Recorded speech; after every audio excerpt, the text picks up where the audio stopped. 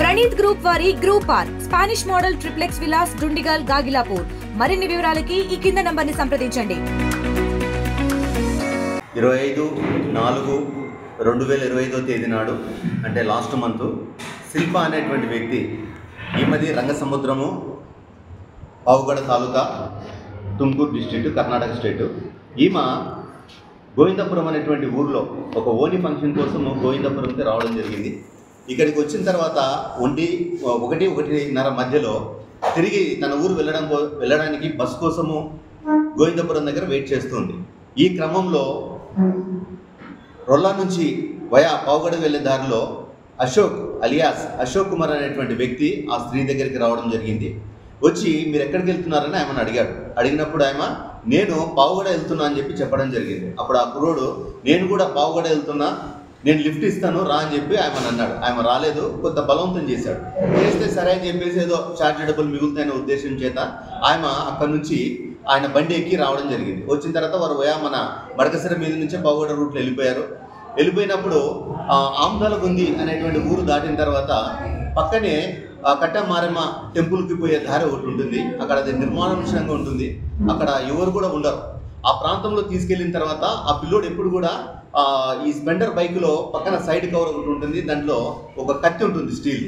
So ఇమ్మీడియట్గా ఆ కత్తిని తీసి ఆమెను భయపడించి ఆమెని దగ్గర ఉన్నటువంటి చెవి కమ్మలు పుస్తల తాడుని ఈ రెండింటిని కూడా బలవంతంగా లాక్కోవడం జరిగింది. తద్వారా ఆమె మీద అఘాయిత్యం చేయాలనుకున్నప్పుడు ఆమె అక్కడి నుంచి అరుపులు పెడుతూ పరిగెత్తింది.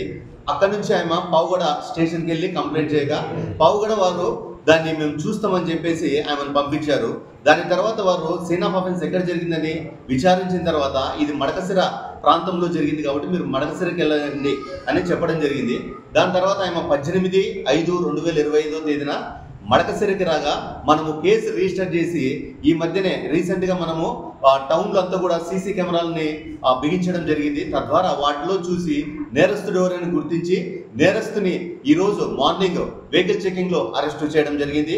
దీంట్లో మాకు సహాయం చేసినటువంటి మా సిబ్బంది ఏదైతే ఈ క్రైమ్లో చేసినటువంటి అశోక్ కుమార్ ఉన్నాడో ఇతను ఇదివరకు కూడా 245/224 క్రైమ్ నంబర్లో ఒక చిన్న పిల్లోడు అంటే వయసు 6 సంవత్సరాల పిల్లోని గొంతు కోసి చంపడం జరిగింది.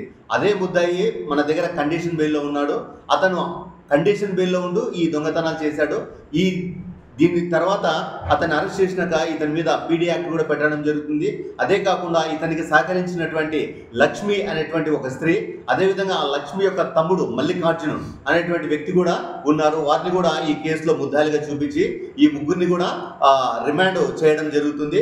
దీనికి సహకరించినటువంటి పెనుగొండ డిఎస్పీ గారు మరియు సత్యసాయి జిల్లా ఎస్పీ రత్న గారు వారు మాకు చాలా కోఆపరేటివ్గా ఉంటూ ముద్దాయి యొక్క సమాచారాన్ని మాకు అందించడం జరిగింది.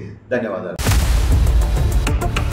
ఇండియా పాకిస్తాన్ ఉద్రిక్తతలపై లేటెస్ట్ అప్డేట్స్ కోసం డౌన్లోడ్ చేసుకోండి RTV లైవ్ యాప్.